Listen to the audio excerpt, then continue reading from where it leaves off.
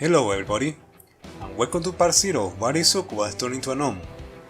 In this new What If, we look at what would have happened if Izuku was turned into a gnome before My Hero Academia event took place. Before we start, a small warning. This What If is going to have light spoilers from the manga. Now, without further ado, let's start with the story. The story begins a little more than a year after Izuku discovered he would never develop a quirk. While not much would change on his side, things were already changing somewhere else. Dr. Kyodai Garaki was looking for the right test subject to perfect his Nomu project, after Hood underperformed in the underground masquerade. This led him to look for the right test subject who might lead him to some result, but he will need a clean slate.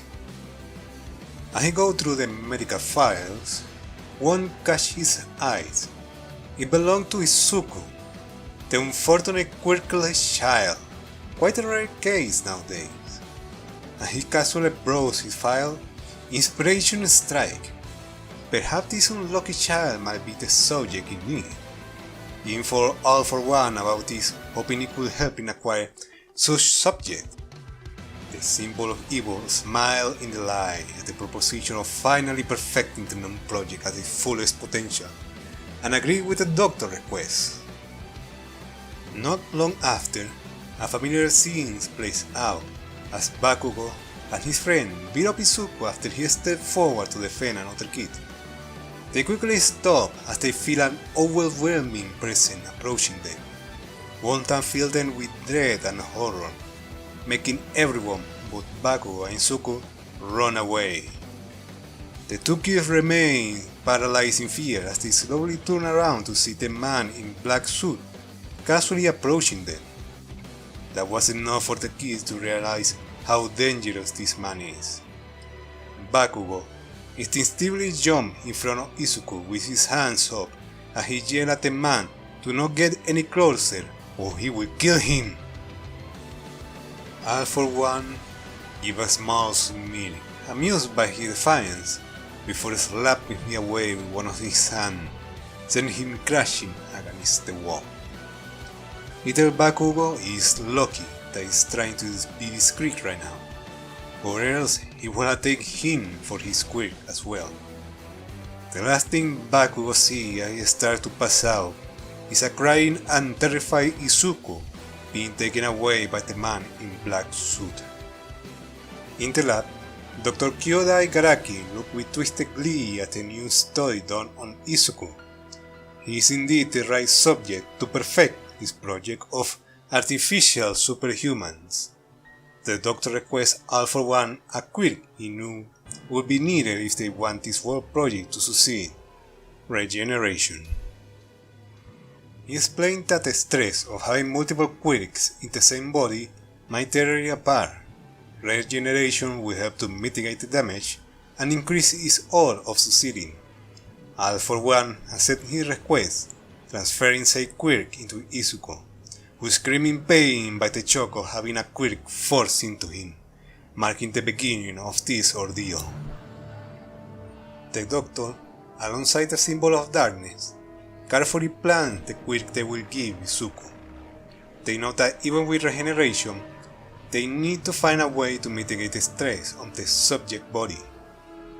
This was when the doctor suggests All For One could mix the quirks to turn multiple quirks into one, creating a new quirk and reducing the quirk count on Izuku's body. The symbol of darkness laughed, amused as he sees the doctor want to test his quirk singularity theory as well. The doctor found it hard to hide his excitement when he looked at his subject inside the tube. Soon, they start transferring one quirk at a time into Izuku's body, mixing them and letting the body adjust. Slowly but surely, they start to get the result they wanted by making the quirks accumulation time. They managed to implement regeneration, muscle augmentation, and power. The combination of these three led to a singularity that created a new quirk, which granted him increased physical ability without the need to produce a large mass of muscle. but instead empowering them, while also giving his body a degree of elasticity. Watching the success of these three, quick merging together into one, motivate the evil duo to introduce more quirks into the tormented child. The other two sets of quirk transfers were chosen by All For One himself. Remarking if this project is a success, the boy will become the perfect bodyguard for Tomura, and for that, these two quirks will prove invaluable. Shock absorption and kinetic booster. Both quirks which combined with the other improve the way he produces kinetic force, while also granting him the ability to absorb, contain, and release kinetic energy. This process starts to mutate Izuku's body, his human skin taking a dark green tone with a leathery look, while getting slightly bigger. They were approaching the limit in Izuku's body, and while the symbol of darkness is content with the result shown of the contact test done on the poor boy, Dr. Kyodai knew he could still do something, and he surgically implanted a mutant-type quirk on Izuku. This quirk granting enhanced hearing and perception, while making his ears look almost like bunny ears. All For One found this amusing before praising the doctor for managing to find a way around those quirk limitations. The project was almost complete, and to Izuku, they have learned a lot about improving the Nomu project, yet they find themselves in a little dilemma. Izuku, even after all he has suffered, somehow still endure, clinging to the faint hope the hero will arrive to save him. All For One finds this childish hope entertaining, decided to taunt the boy, tear apart any ray of hope that is left so he can fall into despair and make it easier to manipulate. His voice is echoing inside Izuku's head, tormenting him, but soon his voice starts to get muffled as others start speaking. At first they whisper, but slowly they grew louder, repeating the same thing over and over again. I hate you. Neither Doctor or All For One quite got what Izuku said, but then he let out a furious scream and his body seemed to go into overdrive. Breaking free of his restraint, All For One was about to strike him down when the doctor pleaded to catch him alive. It was too valuable or a test subject. This allowed the frenzied child to break havoc in the lab, destroying everything in front of him. This chaos didn't go unnoticed, but the police and the hero who had been looking for Izuku for so long finally managed to locate the hideout. All For One could feel the outside of the hideout being surrounded. He tells the doctor to collect everything he needs to continue this project before warping him away, just as the hero breaks into the hideout. Izuku saw All Might among the heroes, his dear robe having rushed toward him. Sadly, he was quickly captured by All For One, who held him hostage. The symbol of evil used this opportunity to torment the number one hero. He explained that it would be too easy to leave Izuku as nothing but an empty shell by overpowering him with quirk if he or anyone else tried anything. All Might, whose wrath is burning inside him, watching powerless as long as he is holding Izuku hostage. He agreed they will surrender as long as he let the child go. All For One smiled with evil glee before throwing the child into the air. The symbol of peace rushed in to catch the child, but he felt an immense pain pierce through his body as he does so. Everyone gasped in horror at the horrific sight of All For One piercing through the body of All Might. Yet, the symbol of peace continued to smile and he held the terrified Izuku, asking if he is okay, while keeping him from seeing his wound. Young Izuku quickly nodded while crying. All Might tells the boy now he needs him to be brave, and don't turn back no matter whatever he hears. Izuku cleaned his tear and nodded again before he is thrown into the air by All Might, allowing Gran Torino to catch him before flying away from there. All For One, mocked the hero before asking if he sent the child away so he doesn't witness his last moment. Still, as he tried to pull his arm away, he found himself unable to move it. He looked down and see All Might firmly holding it in place before clenching his fist so hard he crushed All for One arm, causing immense pain to the powerful villain. All Might glared intensely at the symbol of darkness, as Rey fueled the flame of One for All inside him, before replying to him that he sent the boy away so he doesn't witness what he's about to do to him. As all this is happening, Gran Torino manages to bring the boy to safety as he flies past the police cordon heading where the ambulance are. There, he delivers Izuku to his mother and the paramedic to get him out of this hell. Mother and son cry together in each other's arms as they are finally reunited before being taken to the hospital to recover. Once they leave, the thunder strike blasts through the area as both the police and hero brace themselves so they don't get sent plummeting by the force of those strikes. By the time the fight ends and the dust settles, only All Might is standing next to the seemingly lifeless mango remain of All for One. There was no celebration as such groups on side, only silence, which was broken after everyone hurried to aid the wounded hero to take him to the much needed medical care.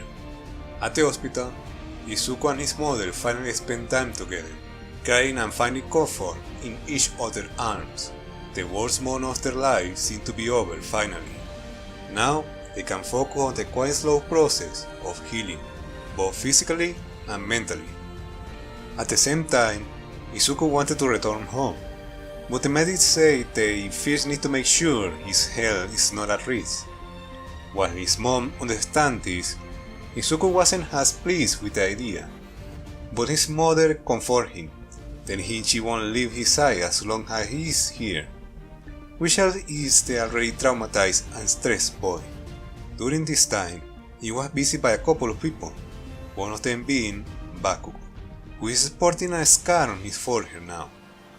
Bakugo says he is only there to give him the homework he has missed in his usual rude and loud manner, just for his mother to smack him in the head, telling him to drop the act, telling both Izuku and his mom how worried Bakugo was.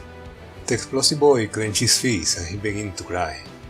He had been feeling guilty after failing to protect Izuku, and when he learned All Might rescued him, he wanted to see him so badly.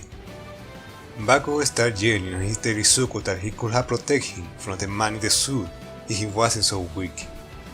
Bakugo was so scared as he believed he wouldn't see Izuku again. He continued to cry and yell, and he told Izuku how sorry he is. He should have done more. What is the point of everyone telling him how great his quirk is if he couldn't save his friend when he needed the most? But before Bakugo could say anything else, he felt Izuku hugging him tightly, crying alongside him. Then he was also scared the Black Suit Man had hurt him badly, or took him as well. Fortunately, cried in each other's arms as they finally reunited after such dramatic event. Other visits that Izuku got during this time in the hospital were some pro heroes who arrived to cheer up the kids.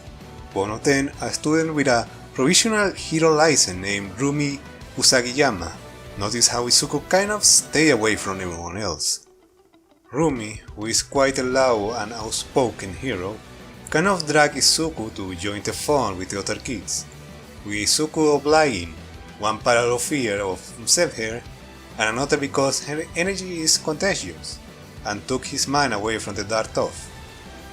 Yet during this time, he wondered why All Might hadn't visited him or the hospital, but soon his answer came when he was taking a walk on the hallway with his mother, when they come across the scene of Sir Night-Eye and All Might fall out. The argument comes to a halt as they both see young Midoriya staring at them. All the hero present freeze in place, wondering how much the boy have heard. The boy approached All Might and asked him if the bad guy also hurt him. And while the hero tried to smile and shrug off his wound to avoid worrying Izuku, The immense pain of his still fresh wound made him cling to the wall to avoid collapsing. Izuku rushed toward All Might, worried sick about him, crying and asking if All Might getting hurt was his fault. The man behind the hero, Toshinori Yagi, felt his heart sink, hearing how the boy takes the blame for his wound, using all his strength not to choke out his word to Izuku. He tells the young Midoriya that nothing that happened was his fault, before affirming that as a hero, it is his job to help people in need, even if that means getting hurt. All Might placed his hand on the boy's shoulder, telling him that he doesn't regret being hurt. He only regrets he couldn't find him sooner. Izuku, touched by his word, used his favorite hero, making All Might flinch in pain, making Midoriya quickly let go of him. Izuku, watching his condition, asks All Might if there is something he can do to help. Recovery Girl tells him that while she appreciates the boy's intent, she doesn't think there is something less to be done. Izuku remained quiet for a moment, looking at All Might and then to himself, and he remembered how his body could heal real fast, and at ease can let All Might borrow his healing quirk. And while the gesture is quite touching, All Might says he doesn't think his quirk works like that. But Recovery Girl does ponder on it for a moment. There might be a chance if his regeneration quirk also travels through his blood. Maybe a blood transfer might do aid him, but it's a long shot. Izuku Midoriya, after hearing there is still hope, quickly tells her to do it. He wants to help All Might so he can continue being a hero. Everyone tries to make him rethink this, but the boy is too determined to help his favorite hero. Now it's his turn to save him. Seeing how Izuku wasn't backing out, he eventually agreed to take Izuku's offer. They will need to do some blood tests to see if it's even possible, but if it is, they don't know how much it will help. Yet, All Might confidently reassures him, even if he helps him to be a hero just a little longer, he will make sure to use that extra time to save as many people as he can. Izuku was excited by this, and he rushed to tell his mom, giving All Might a moment to talk with Sir Night Eyes. He tells him he accepts his offer of finding a new successor. Having complete faith in his judgment will lead him to the right person to carry One for All. And if Izuku is an example of the bravery of the new generation, he is confident the next bearer has a bright future ahead. And while this chapter on Izuku's life comes to an end, a new one will begin next time. I hope you guys have enjoyed the video. I'm planning on making a what if or other series down the line, so feel free to bring your recommendations and ideas down in the comments. If you enjoyed the video, remember to give it a like, and if you want to see more of what I make, subscribe to my channel. I'm being Electric Fiend, and I see you guys the next time.